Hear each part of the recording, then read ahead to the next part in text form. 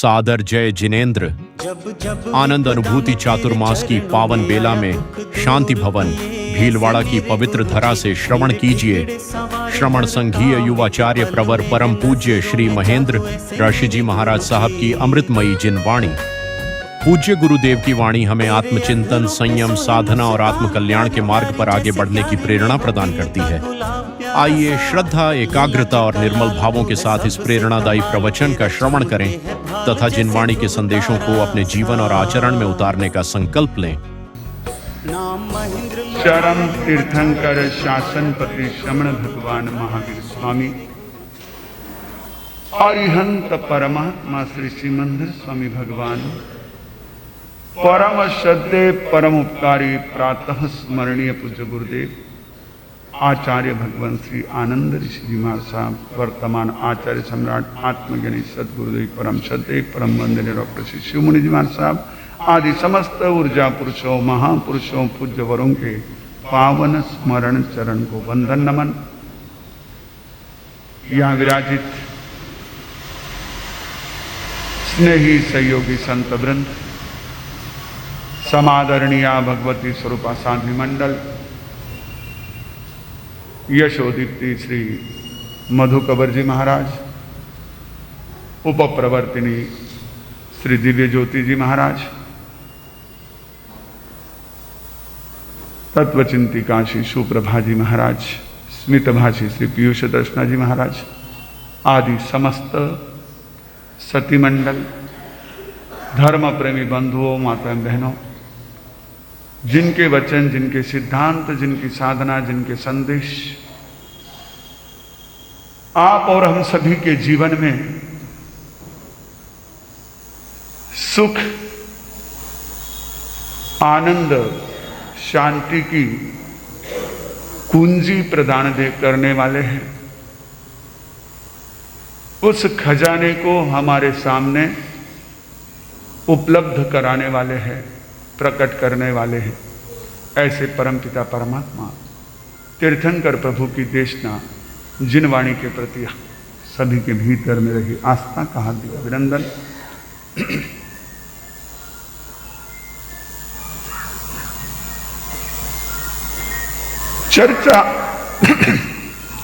चर्चा चल रही थी हमारी कि प्रभु ने कहा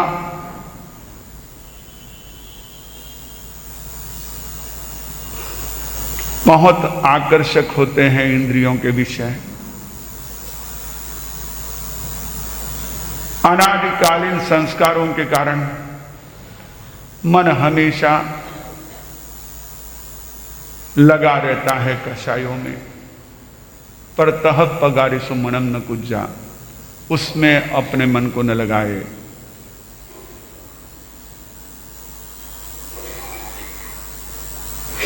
और कोहम न सेविज पहिज कोहम, मायम न सेविज पहिज लो, वह जो है अपने जीवन में रखिज कोहम विनयज मान, मायम न सेविज पहिज लो। चर्चा हम करेंगे पहिज लोहम की। कहते हैं एक महात्मा के पास 4 मित्र गए उनके दर्शन वंदन के लिए। महात्मा जी बहुत पहुंचे हुए योगी थे और चारों जानते थे, देखो जैसे भी आपको पता चलता है कि अमुक स्थान बहुत जागृत है, वहां जाकर के जो मांगो वो मिल जाएगा। तो व्यक्ति का विशेष रूप से क्या होता है, वहां पर जाने का भाव होता है। महात्मा भी ऐसे ही थे कि उनके पास जाकर के जो भी अपनी इच्छाएं, जो भी अपनी भावनाएं व्यक्त करता था, महात्मा जी के आशीर्वाद उसे प्राप्त होते थे। चारों मित्र गए, कहते चारों ने दर्शन किए, बैठे उनके पास, बात हो रही थी। महात्मा जी ने पूछा, भाई क्या चाहिए तुम्हें? पहले कहा, महात्मा जी मेरी परिस्थिति बड़ी ही कमजोर है और संसार है कि यहाँ पर बिना धन के न तो काम चलता है और ना तो कीमत होती है। पैसा है तो कीमत है। हमारे लिए भी कई लोगों का रहता है कि महाराज साहब आपके पास में, हम अलग अलग जगहों पर जाते हैं, संघों में होते हैं, कि आपके कोई वीआईपी आए तो हमको बताना, हम उनकी व्यवस्था करेंगे। उनकी दृष्टि से वीआईपी यानी वही जो पैसे वाले। ये तो संसार की एक सामान्य रूप से प्रवृत्ति है। ऐसा कोई नहीं पूछेगा कि आपके पास संवर पौषध करने वाले जो श्रावक आते हैं उनके लिए हम कोई व्यवस्था कर दे, ऐसा नहीं होता है। बल्कि वो आए तो इनको कहाँ बिठाए, कहाँ सुलाए, बड़ी मुश्किल हो जाती है। तो वो कहता है कि धन के बिना कुछ नहीं है, टका है तो टेक, नहीं तो टका टका देख। ये संसार का नियम है। लोग तब तक पूछेंगे आपको आप कैसे हैं जब तक आपके जेब में पैसे। तो उसने कहा कि महात्मा जी अगर आपका आशीर्वाद मिल जाए, मुझे धन प्राप्ति हो जाए, तो मेरी सारी समस्याओं का समाधान आ जाएगा। कहने लगे ठीक है, तुम्हारी जो भी भावना है पूर्ण। दूसरे को पूछा तुम क्या चाहते? उसने कहा महात्मा जी धन तो खूब है, लेकिन बिजनेस भी अच्छा चलता है, कामकाज भी अच्छा है, पर अब तक शादी नहीं हो पाई, पत्नी नहीं। अगर पत्नी आ जाए तो मेरे गृहस्थ जीवन को एक आकार आ जाएगा। मेरे जीवन में एक प्रकार से काफी कुछ जो चीजें वो स्थिर हो जाएगी, स्टेबल हो जाएगी आपके अनुसार। पहले ऐसे ही विवाह का ये प्रयोजन हुआ करता था। अब तो विवाह भी एक प्रकार का आयोजन हो गया है। प्रयोजन से ज्यादा क्या हो गया है? आयोजन हो गया है, सेलिब्रेशन, उत्सव। पहले शादी यह मुख्य होता था, उत्सव उसका पार्ट होता था। अब उत्सव मुख्य हो गया है, शादी खैर ठीक है उसमें हो जाती है। क्योंकि बात ऐसी हो रही है, हमारे सामने ऐसे कई उदाहरण हैं कि जिनके शादी में करोड़ों खर्च हुए, लाखों नहीं, करोड़ों खर्च हुए, और बाद में दोनों भी अपने अपने रास्ते पर लग गए। लड़की पीहर में है, लड़का अकेला ही अपने कामों में लगा हुआ है। दोनों का तलाक हो गया, डाइवर्स। क्योंकि अब विवाह की ओर लक्ष्य नहीं है कि विवाह किस लिए है। वह एक साथी, एक सहयोगी, एक ऐसा हमारा हो कि जिसके साथ हम अपना क्या कर सके, मन के भावों को, अपना सुख दुख बांट सके, जो हमारे सारी चीजों को हम दोनों एक दूसरे से शेयर कर सके। ऐसा पहले हुआ करता था। विवाह का अर्थ वो होता था। आज भी कई बुजुर्ग अगर एक साथी चला जाता है तो उसके बाद में बड़ा ही एक तरह से ऐसा अनमना जीवन जीते हैं। बड़ा ही एक तरह से ना, अब ठीक है घर के सभी लोग जो जो चीजों का ध्यान रखना है रख लेते हैं, लेकिन फिर भी वो मन में एक बड़ी ही कसक निरंतर बनी रहती है। तो वो उसने कहा कि मुझे एक साथी मिल जाए, मेरा विवाह हो जाए। तो कहने लगे ठीक है वो भी हो जाए। दूसरे को वो बता, तीसरे को पूछा, बोले महात्मा जी शादी तो हो गई, पैसा भी है, लेकिन संतान नहीं। जब तक घर में संतान न हो, ना पत्नी को प्रसन्नता है। उस समय भी ऐसे ही था भाई। ये कुछ दशक पहले की बात है, जिस समय में घर में संतान होना, बेटा या बेटी का होना एक तरह से बड़ा ही आनंद का विषय माना जाता था। जैसे अब ये चिंता का विषय बन गया आजकल माँ बाप के लिए। तो वह एक संतान हो तो जिससे हमारे घर में जो है एक तरह से ऐसा फूल खिले कि जो हमारे बीच में ब्रिज हो। ध्यान रखना, जहां कहीं भी अगर पति पत्नी के साथ एक संतान भी हो जाती है तो वो संतान कई बार पति पत्नी में ब्रिज का काम करती है, सेतु का काम करते हैं। कहीं अगर वो अलग अलग किसी भी बातों को लेकर के थोड़ा सा अलग अलग जा रहे हैं तो वो बालक जो है, वो संतान जो है, उनको जोड़ने का बहुत बड़ा काम। कहीं किसी प्रकार से आप अगर उलझे हुए हो तो ऐसे समय में आपको थोड़ा सा रिलैक्स करने की शक्ति उस संतान में। तो वो एक तरह से उसने कहा कि महाराज कोई संतान नहीं है, आपका आशीर्वाद मिल जाए तो हमारे घर में एक फूल खिले। महात्मा ने कहा ठीक है। चौथा था अभी तक बाजी, उसको पूछा भाई क्या चाहिए? बोले महात्मा जी मुझे कुछ नहीं चाहिए। बोले क्यों, ये सब है तेरे पास में? नहीं, बोले ये सब है ऐसी बात नहीं है, लेकिन मुझे इनमें से कुछ नहीं चाहिए। फिर बोले क्या चाहिए? बोले अगर आप मुझे देना ही चाहते हैं तो संतोष वृत्ति दे दीजिए, जो मिला है उसमें मैं खुश रहूं, जो भी मिला है। ये आजकल बहुत मुश्किल हो गया है। भोजन में जो आपको स्वाद चाहिए वो नहीं आया तो थाली को ठुकरा देते। बच्चों को अगर वो नहीं मिला तो कल ही हमारी बात चल रही थी, भाई आए तो उनसे बात हो रही थी, इमीडिएटली ऑर्डर कर देते, जोमेटो स्विगी, कई उनके सेवा में हाजिर हो गए। पहले तो वो एक ही अलादीन था जो चिराग घिसे उसी को मिलता था, अब तो थोड़ा सा मोबाइल चला दिया, तुरंत बुक कर दिया, थोड़े ही समय में हाजिर हो गया। तो कहने लगे अब इनकी तो अपनी पसंद होती है, अगर इनको नहीं मिले तो ये बच्चे तो बिल्कुल से एकदम से नाराज हो जाते, तुरंत बाहर से मंगा लेते। बात ऐसी चल रही थी। मैंने कहा देखो वो समय था कि जब छौंका भी पूरा नहीं लगता था, लेकिन वो भी चीजें बड़ी प्रेम से घर में सभी लोग खाते थे। 15-15 जने 20-20 जने घर में सदस्य हुआ करते थे। अगर उस समय हर एक के लिए एक एक कटोरी सब्जी बनाई जाती तो वो परोसने के लिए कटोरी की जरूरत ही नहीं पड़ती थी, जो कटोरी में बनी है वही कटोरी दे देते तो काम चल जाता था। पहले भगोने में सब्जी बनती थी और कटोरी में परोसी जाती थी, अब बनती ही कटोरी में। भले भगोने में छौंका दे दो पर रहती तो कटोरी में है, दिखती तो वैसी ही है। समय का अपना प्रभाव होता है। लेकिन वह जो है उसने कहा हमारा जो मिले, चाहे पहनने को, चाहे खाने को, चाहे रहने को, जो भी मिले मैं उसमें संतोष मानूं, समाधानी रहूं, खुश रहूं, ऐसी मुझे आशीर्वाद। ठीक, ये भी आशीर्वाद। अब साल भर बाद महात्मा जी वापिस आए तो चारों की सेवा में पहुंचे। महात्मा ने कहा भाई तुम चारों तो खुश हो, सबका मन जैसा हो गया। अरे पहले ने कहा महाराज क्या कहूं, पैसा तो बहुत आ गया पर मेरा स्वास्थ्य, खाने को सब कुछ है लेकिन परमिशन नहीं है।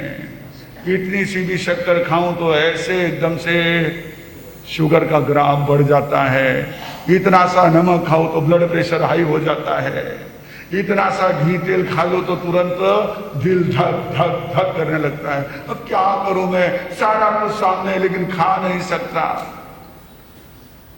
उठ बैठ नहीं सकता, ये सब स्थितियां हैं। तबीयत खराब हो गई, पैसा है लेकिन सारा पैसा जो है वो दवाइयों में ही खर्च हो रहा है और उसका कोई आनंद नहीं ले पा।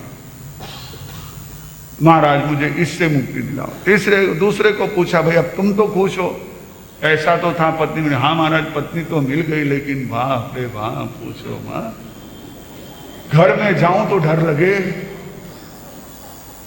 वो जैसे इनकी थी ना अपने सुकरात की, कई लोग तो ऐसा भी कहते हैं कि सुकरात इसीलिए दार्शनिक बने। हाँ, क्योंकि वो बैठे थे अपने अनुयायियों के सामने, अपने शिष्यों के सामने बात कर रहे थे सुकरात, और उनकी पत्नी को गुस्सा है कि कब तक ये बोलेंगे। आई और खूब उनको वहां पर घर के बाहर में आकर के गालियां देने लगी। तो सुकरात ने कोई जवाब नहीं किया, वो देख करके अंदर चली गई।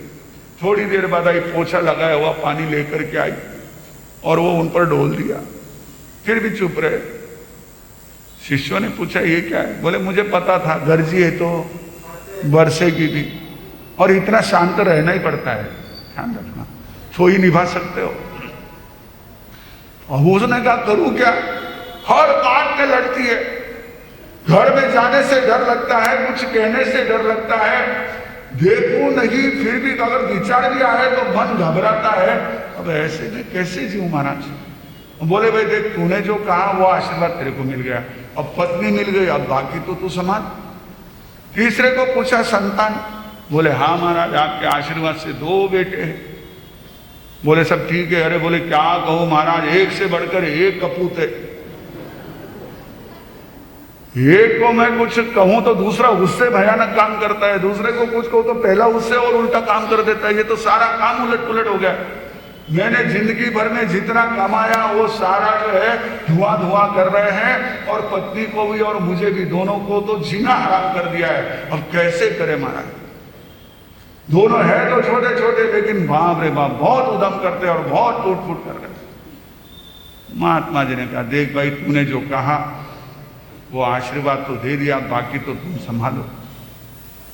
चौथे को पूछा, बोले महात्मा जी आपने ऐसा आशीर्वाद दे दिया, अब मुझे जिंदगी भर के लिए कोई चिंता ही नहीं, सबसे प्रसन्न आनंदित मैं हूं, किसी बात की शिकायत ही नहीं है। ये कैसे आया? उसके भीतर में जो संतोष विद्या, परमात्मा यही कहते हैं, तुम्हारे पास वस्तुओं के होने से शायद तुमको आनंद आए न आए, जो तुम चाहते हो वो मिल जाए तो भी तुम्हारे अंदर एक प्रकार की तृप्ति आए न आए, कोई गारंटी नहीं है।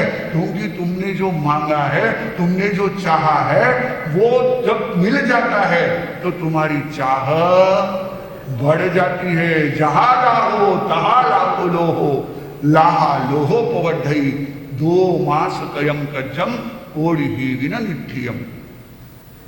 ये कपिल का उदाहरण आता है। ऐसा एक उदाहरण, बड़ा सुंदर उदाहरण हमारा नीति शास्त्र है पंचतंत्र नाम से, उसमें बड़ी सुंदर कथा आती है कि एक दरिद्र इंसान, गरीब व्यक्ति,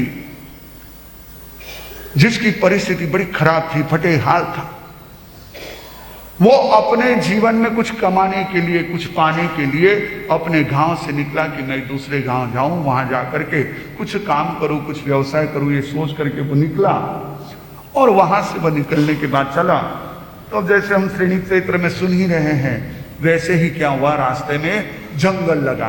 वहां पर तो थोड़ी थोड़ी दूरी पर पहले जंगल हुआ करते थे। जैसे अभी आप जाते हो तो थोड़ी थोड़ी दूरी पर आपको कटी हुई कॉलोनियां मिलती है, आपको अलग अलग बंगलो, विलास, अपार्टमेंट मिलते हैं।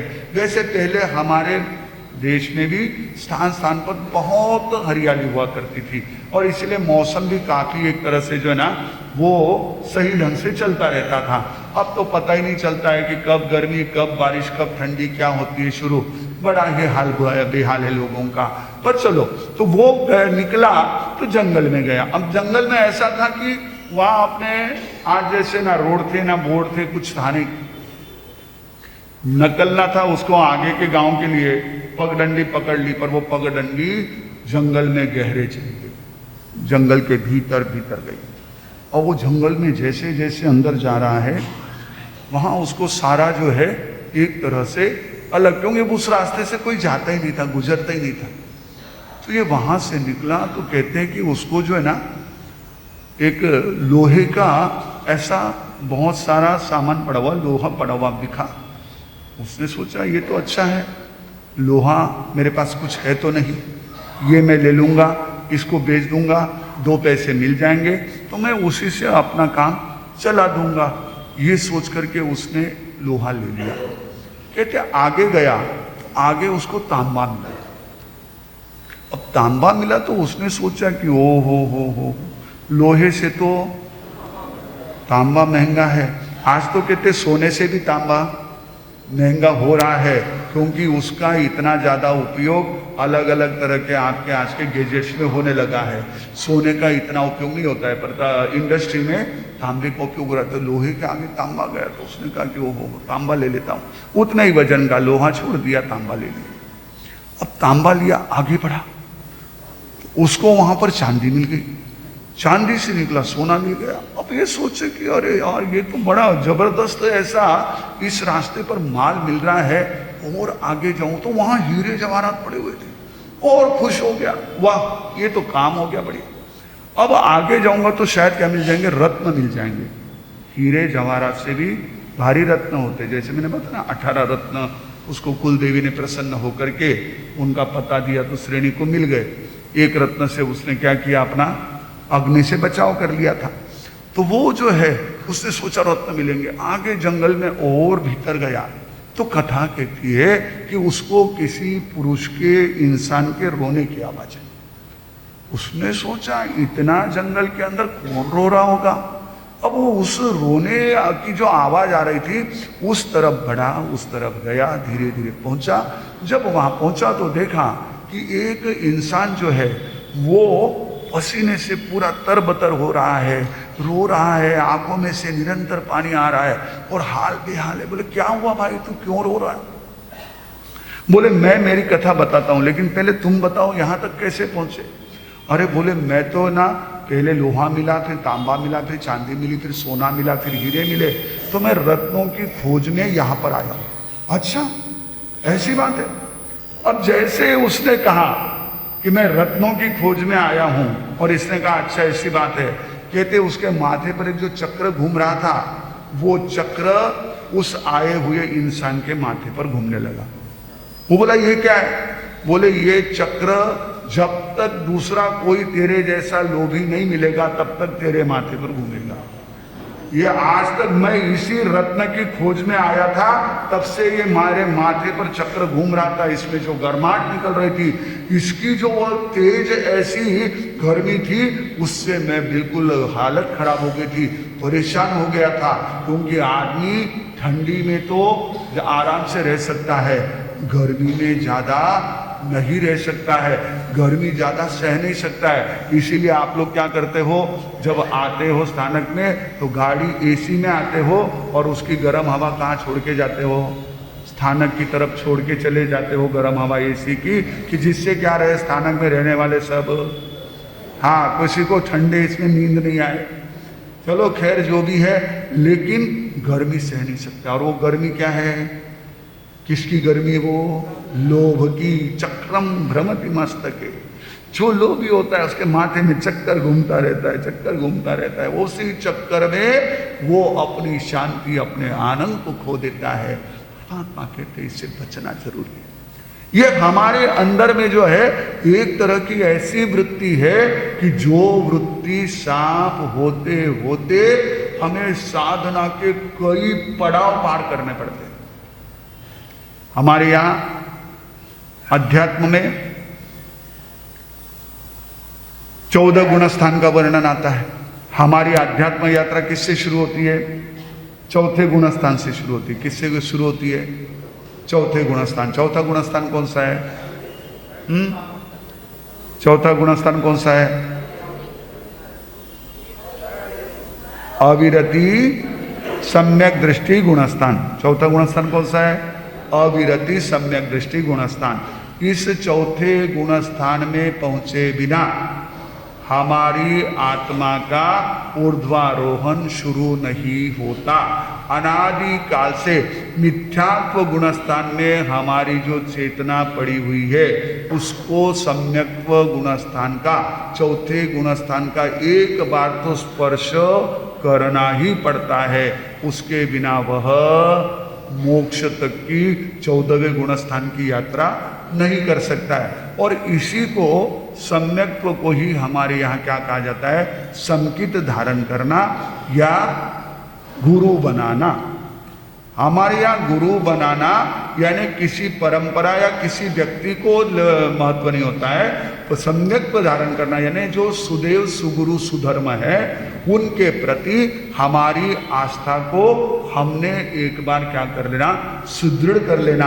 व्यवहार से वो देव गुरु धर्म के प्रति संकल्प कर लेना और निश्चय में अपनी आत्मा में रहे हुए देव गुरु धर्म तत्व को अनुभव कर लेना। ये सम्यक्त्व होता है। तो ये सम्यक्त्व पाने के बाद भी उसमें भी बड़ी मेहनत लगती है। इतना आसानी से नहीं होता है, मैंने दे दिया आपने ले लिया, ये तो अपना दोनों का क्या हो गया? एक तरह से बिजनेस हो गया। ये तो हम दोनों का एक तरह से सौदा हो गया कि आप मेरे खूंटे से बन गए, मैंने आपको बांध लिया। ये नहीं है। इतना आसान यदि सम्यक्त्व होता तो हमारे यहाँ इतना उसका महत्व नहीं होता। केवल गुरु बनाना ही उद्देश्य नहीं है कि भाई जिससे हमारे पीछे ना एक बहुत बड़ा जमाव तैयार हो जाए, हमारे बहुत सारे अनुयायी तेरे जो, इतना ही उद्देश्य नहीं है। सम्यक्त्व पाना कितना मुश्किल है। आप देखो, अगर आप उस प्रकार की प्रक्रिया को देखोगे तो ध्यान में आएगा। चाहे जैन तत्व प्रकाश उठाकर देखो या ऐसी तत्वों की किताबें देखो कि वहां यथा प्रवृत्तिकरण, अनिवृत्तिकरण, ये सारे करण होने के बाद में अपूर्व करण में जाकर के वहां यदि पुरुषार्थ करे तो हमारी मिथ्यात्व की ग्रंथि टूटती है। बहुत बड़ा प्रोसेस है। निगोद विगोद में कुछ नहीं होने वाला। ये विगोद नहीं, निगोद कही नहीं, विगोद का ये नहीं तो आप कहोगे विगोद में ऐसा नहीं होता, वो नहीं बात है। निगोद वगैरह में नहीं हो सकता है। ये उपशम सम्यक्त्व हमारे भीतर में जब वो एक समझ आ जाएगी, जब हमारे अंदर वो संज्ञा होगी, जब हमारे अंदर वो जागृति होगी, तभी वो सम्यक्त्व आ सकता है। बहुत लंबा प्रोसेस होता है। वो सम्यक्त्व पाया हुआ जीव श्रावक बना जिसने ले लिया, मुनि भी बन गए, छठे गुणस्थान में पहुंच गए। सिर्फ वेश से नहीं, छठे गुणस्थान में पहुंच गए, वहां साधना करके सातवें गुणस्थान में पहुंच गए, अप्रमत्त बन गए। अप्रमत्त अवस्था में इतना पुरुषार्थ किया कि वहां से चल करके 8वें, 9वें, 10वें, 11वें गुणस्थान तक पहुंच गए। लेकिन वह उससे पहले बाकी सारी कषायें छोड़ देती है, लोभ कषाय नहीं छोड़ती है। सूक्ष्म संपराय गुणस्थान वहां तक पीछा करता है। ध्यान रखना, ये लोभ जो है ना, ये किसी से भी छूटा नहीं है। अब आप समझो, जो मुनिराज अप्रमत्त संयत गुणस्थान में पहुंच गए, जो वहां से आगे की यात्रा में निकल गए, निवृत्ति अनुवृत्ति बादर से आगे निकल गए, उनको भी ये सूक्ष्म संप्राय गुणस्थान पार करना पड़ता है। वहां तक ये लोभ पीछा करता है। फिर हम किस झाड़ की पत्ती, हम कैसे किस जगह की बिसात है, हमारा तो वजूद ही क्या है। फिर भी हम क्या करते हैं, नहीं नहीं महाराज साहब ऐसा थोड़ी होता है, नहीं नहीं भाई ऐसा थोड़ी होता है, ये तो करना पड़ेगा, वो तो करना पड़ेगा, हम ये करना पड़ेगा, वो करना पड़ेगा, ये करना है, वो करना है, ये करेंगे, वो करेंगे। इस चक्कर में और ज्यादा अपने लोभ को पोषण करते जाते हैं, उसको बढ़ाते जाते हैं। जैसे हमारे शादी ब्याहों में मेनू क्या होते जाता है, लंबा लंबा होते जाता है। ये रख लिया, लेकिन ये भी रख लो, ये मिठाई रख ली, वो मिठाई रख लो, ये नमकीन रख लिया, वो नमकीन रख लो, ये सब्जी रख ली, वो सब्जी रख लो, ये स्टॉल रख दिया, वो स्टॉल रख लो। जैसे वहाँ पर मेनू बढ़ता ही चला जाता है। हम लोग बीच में छत्तीसगढ़ में जब थे तो उस समय हमको बताया कि एक दिन जो प्रोग्राम हुआ था, उस प्रोग्राम में शादी में 125 चीज़ें जो है वो बफे में रखी गई थी। अब कुछ दिनों बाद दूसरा बफे वहाँ पर किसी अन्य परिवार में हुआ तो उसमें 200 चीज़ें रखी गई। उसको कोई अंतर थोड़ी, बस बढ़ाते जाओ। आपको क्या करना है, आपने काजू का रोल बना दिया, काजू की कतली बना दी है, काजू का पेड़ा बना दिया, काजू का बना दो, बस उसके 4 बना दिए, इसके 5 बना दिए, उसके 6 बना दिए। बहुत बड़ा दिखना चाहिए, लंबा चौड़ा दिखना चाहिए। लोभ ऐसे ही, जैसे वो मेनू है वैसे लोभ है। यहां कोई अंत ही नहीं है।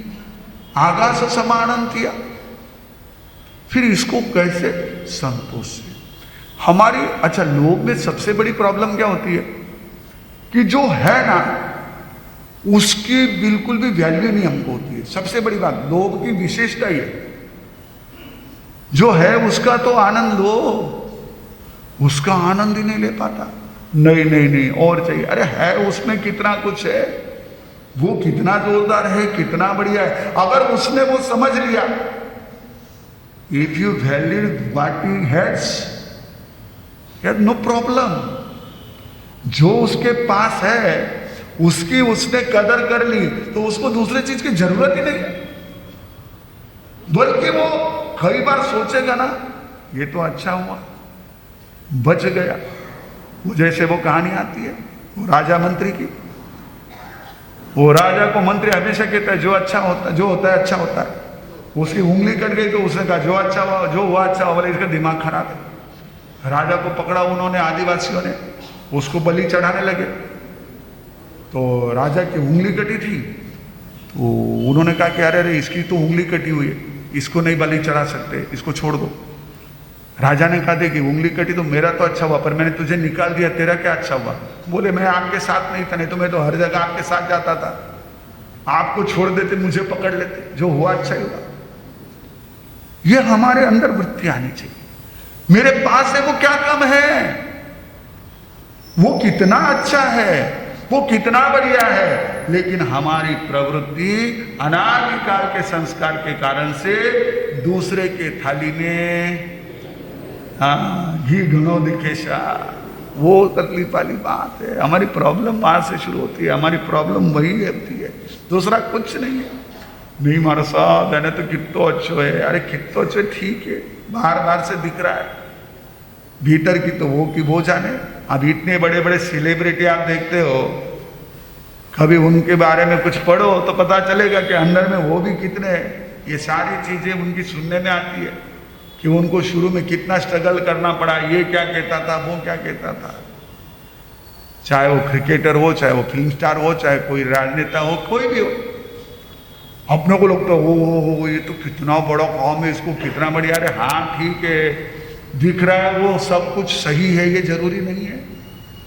ये दिखने वाले के चक्कर में, हम उस बराबरी करने के चक्कर में कई बार अपने पास अच्छी से अच्छी चीजें हैं, उनकी भी कीमत समझ नहीं पाते हैं, उसकी भी कीमत कर नहीं पाते हैं। और प्रॉब्लम क्या आती है, अच्छा उस चीज की कीमत नहीं की कोई दिक्कत नहीं, पर उसके कारण क्या है, आपकी स्वयं की दरिद्रता दिख रही है। हमारे पास जो है उसकी कीमत नहीं है, अगर हमको ही उसकी कीमत नहीं है तो सब समझते तो बेकार आदमी है, इसके पास तो कुछ है ही नहीं। आपने अपने पास में देखो, वो एक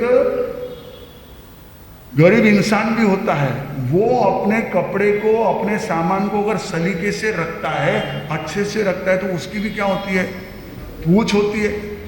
झाला मुड़ी खाई ना वो उन्होंने, मोदी जी ने, वो झाली मुड़ी या झाला मुड़ी क्या खाई बंगाल में, हाँ फेमस हो गई, अच्छे से रखी हुई थी तो, और अगर नहीं रखी होती तो पकड़ में आ जाता एक बीए वाले के।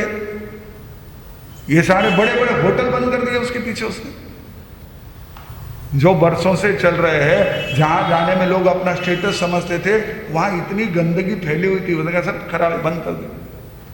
जो है उसकी वैल्यू ही नहीं, उसको संभाल ही नहीं रहे।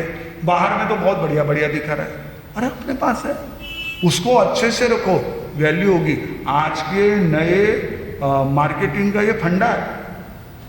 हम लोग गए 2012 में, हमारा चतुर्मास था चंद्रपुर में, तो वहाँ एक अपने परिचित गुजराती भाई थे, उसने कोई ये ले लिया था, एजेंसी ली थी जीन्स वगैरह की। तो उसने कहा हमारे साथ मेरी दुकान चालू है और आप इधर से पधार रहे, तो मुझे मंगलिक दे दो। हमने कहा ठीक है, मंगलिक देने के लिए गए, तो वहाँ सॉरी जो है ना, ऐसे दो चार जो है वो बंडल बना करके, जैसे हमारी बहनों के ये बनते हैं ना, स्प्रिंग रोल के लिए रोटी के गोल बनते हैं, वैसे कपड़े गोल गोल गोल गोल करके रखे हुए, कांच पर रखे थे, इस कांच पर 3, उस कांच पर 3, उधर ऐसे ऐसे जो है रखे हुए। मैंने कहा ये क्या तरीका है भैया, ऐसे कैसे रखा है? बोले मार साहब आज ऐसे डिस्प्ले में रखना पड़ता है, ये डिस्प्ले पर माल बिकता है, अगर हम ऐसे ही भर देंगे। अब क्योंकि हमने तो बचपन में कपड़े की दुकान देखी थी, बस माल भर दो, कोई दिक्कत नहीं, आएगा ग्राहक को पूछेगा तो उसको ये निकाल के बताएंगे। अब ऐसा नहीं चलता है, अभी वो डिस्प्ले में रखना पड़ता है, सारा व्यवस्थित चाहिए।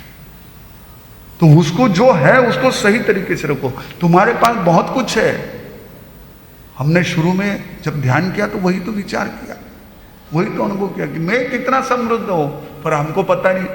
अंधार भिखारी बनकर द्वार द्वार क्यों डोले, प्रभु नाम की खेती का तू नया बीज फिर बोले, खेती तेरी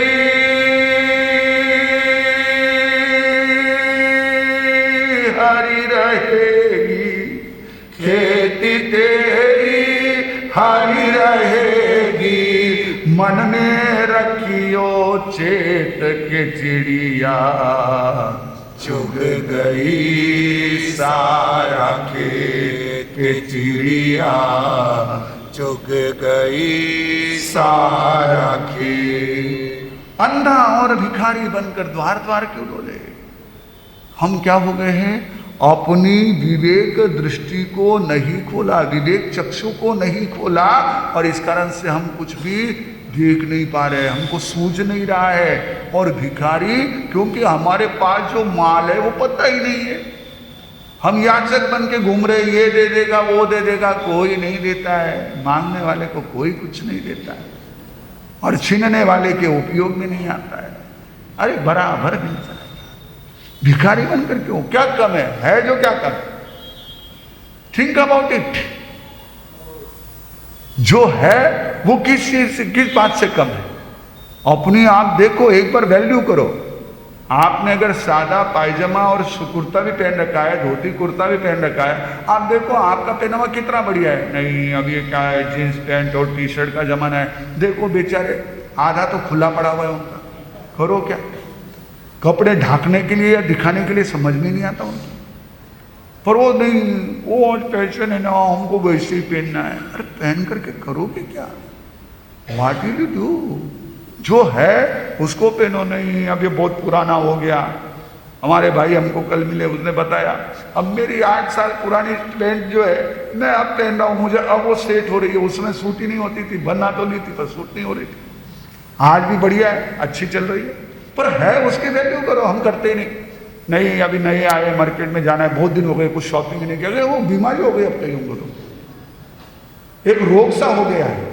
ये शहरों में जाने वाले कहने को भले ही ना है, वो भी रीजन नहीं है। ऐसी बात नहीं कहता हूँ कि भाई बच्चों की पढ़ाई के लिए हमको बड़े शहरों में जाना पड़ता है और फिर इसके लिए जाना पड़ता है। मैं पूछूं, जिनके बच्चे सीए कर रहे हैं वहाँ मुंबई में नेबार हॉस्टल में या आरबीजी में या किसी हॉस्टल में रह रहे हैं, उनके कौन से माँ बाप उनके साथ है? बल्कि वो तो कितना पढ़ रहे हैं।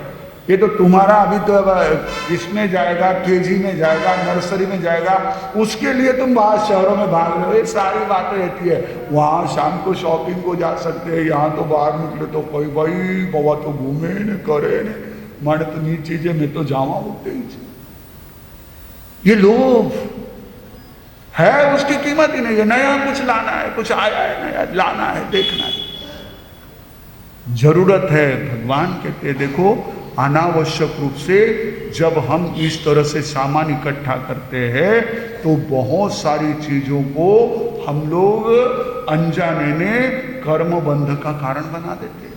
बेमत जरूरत है ही नहीं, फिर भी हम किए जा रहे, फिर भी हम लाए जा रहे, फिर भी हम उनको ज्यादा चाह रहे हैं। इस बात का ध्यान रखिए।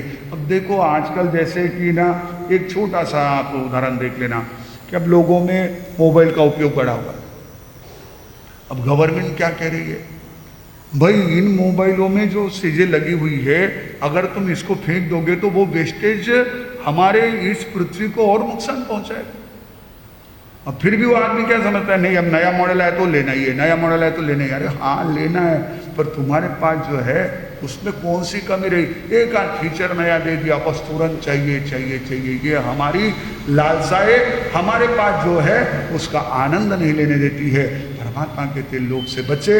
हम चर्चा कर रहे थे, सम्राट श्रेणी की बात कर रहे थे। जब पिता ने कहा सम्राट श्रेणी कुंवर के बारे में अपनी बेटी नंदा को, तो नंदा ने जैसे ही ये बात सुनी, पिता ने सारी बातें कही, इत्थम्भूत बातें कही। ये ध्यान रखना, आपको संवाद करना होना तो सबसे बढ़िया ये तरीका है कि आप है ना पूरी दिल खोल करके अपने घर वालों से बात करो, फ्रॉम स्टार्ट टू एंड, शुरुआत से लेकर आखिरी तक। भले उनको शुरू में लगेगा अरे बहुत लंबा खींचते, लेकिन उनको मजा आएगा। आप जब वर्णन करोगे उनको अच्छा लगेगा। तो उसने बताया कि भाई मैं ऐसे ऐसे आ रहा था, इसने मामा जी आवाज़ दी, फिर मैंने देखा तो बहुत सुंदर और बहुत ऐसा यह एक रूपवान और सामर्थ्यशाली ऐसा युवा दिखाई दिया। फिर मैंने मन में सोचा कि ये लड़का तो अच्छा है अपनी बेटी के लिए, लेकिन फिर उसकी हरकतें देखी तो मेरा तो मन ही खट्टा हो गया। अब जब उसने सोचा कि पिता ने मेरे लिए उस लड़के को सोचा था और उसकी ये सारी चीजें, उसने तो मन में संकल्प कर लिया मैं शादी करूंगी तो उसी लड़के से करूंगी। देखो पहले पिता के शब्द को कितना सम्मान होता था। केवल पिता ने मन में सोचा है, शब्द भी नहीं, पिता ने जो मन में धारा है, केवल उनका मन खट्टा हुआ उसकी हरकतें देख करके, लेकिन वो भी बड़ी समझदारी वाली थी।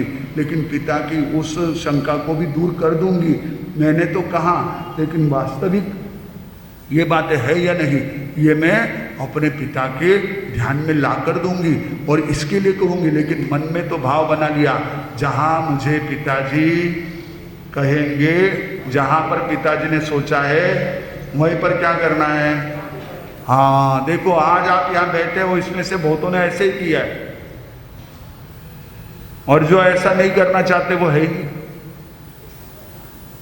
लेकिन ये नंदा का देखो वो निर्णय कैसा था, आप सोचोगे, देखो समझो, उसने क्या किया, अपनी दासी को, जो उसकी सहेली भी थी, अब सेठ जी थे तो उनके घर में सारी चीजें थी, तो जो दासी थी उस दासी को, सहेली को उसने कहा कि जाओ और बाजार से 2 चीजें ले आओ, 2 प्यू प्यारी भांगते प्यारी की प्यारी करे। 2 चीजें देना, एक तो पीहू की प्यारी और प्यारी की प्यारी। 2 चीजें जो है, एक पीहू की प्यारी लाना और एक प्यारी की प्यारी लाना। 5 रुपए उसको दे दिए, जाओ और बाजार से ले आओ। बोले ये दोनों चीजें जो तुझे दिलवाएगा उसको अपने घर पर बुला लेना। अब श्रेणी एक कुंवर जो है पेड़ के नीचे बैठे थे, लेकिन सोचे बैठे बैठे क्या करूं, बाजार में घूम क्या हूं।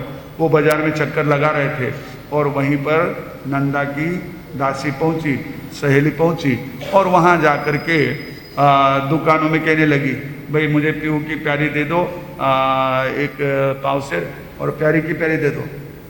ये बोले ऐसी कोई चीज हमारे दुकान में है नहीं। अब एक दुकान छोड़े दूसरी दुकान, दुकानें सारी अच्छी से अच्छी, बढ़िया से बढ़िया, पर ये नाम पता ही नहीं। अब जैसे कई हमारे आंखों में शब्द आते हैं, आपको अर्थ ही पता नहीं।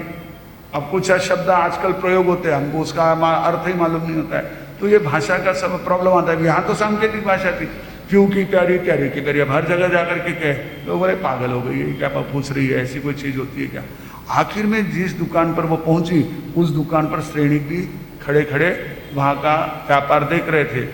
तो ये जाकर के कहने लगी कि पीहू की प्यारी पावसेर दे दो और प्यारी की प्यारी पावसेर दे दो। तो बोला ये तो कुछ है नहीं। अरे बोले इसको पावसेर भांग दे दो, पावसेर मेहंदी दे दो। तो बोले ये क्या होता है। अरे बोले ये उसी का नाम है, ये दोनों चीजें चाहिए। अब ये दोनों चीजें जैसी मिली, उसने देखा कि अरे भाई ये तो बड़ा ही एक तरह से होशियार दिखता है। पर वो दासी भी कोई ना मामूली नहीं थी, वो भी बहुत बुद्धिमान थी। ये ध्यान रखना, बुद्धिमान अगर बुद्धिमान के साथ में दोस्ती करता है तो वो एक तरह से बहुत बढ़िया कॉम्बिनेशन होता है। अब मूर्ख के साथ अगर बुद्धिमान का पाला पड़े तो दोनों का ही बंटाढार होता है। लेकिन वो भी बहुत बुद्धिमान थी। उसने क्या किया, वहां से इतना सा तेल लिया, इतना सा, नाखून भर के दो, या केवल 10-20 बूंद जितना तेल लिया, और वो तेल लेकर के श्रेणी को दिया और श्रेणी को देकर के कहा कि आप इस तेल से स्नान कर लेना, तेल लगा करके स्नान करके फिर हमारे घर पे आ जाना। तो पहले आप इस तेल से स्नान कर लो। तो उसने कहा ठीक है। उसने तेल लिया, कितना, 10-20 बूंद जितना, एक आधा ढक्कन जितना तेल लिया, और उतना तेल लेकर के झाड़ी में पानी ले लिया, बाल्टी में पानी ले लिया, और पानी में क्या डाल दिया, वो तेल डाल दिया। तो तेल पूरे पानी में फैल गया। उसने स्नान कर लिया। बोले ये तो और गजब है, इनके पास, इन्होंने तो बराबर उतने तेल से, पूरा तेल से ही स्नान कर लिया, होशियार तो है। फिर उसने क्या किया, ऐसे ही अपने इस पर एक तरह हाथ लगा करके और पेड़ की तरफ हाथ किया और निकल गया। अब ऐसा हाथ किया, ये किया, और बोले मेरे घर पे आपको बुलाया गया है। अब वो सोचता है कि इसने ना पता तो दिया नहीं और बोल तो दिया कि आपको हमारे मालकिन ने बुलाया है, हमारे मालिक ने बुलाया है और आपको घर पे आना है। तो ऐसा हाथ करके क्या कर रहा है इसने, क्या किया है। अब ये श्रेणी कुंवर तो बहुत चाणाक्ष थे, उन्होंने उस इशारे को समझ लिया और वो निकल पड़े। अब वो निकल पड़े जाने के लिए जहाँ का न्योता है।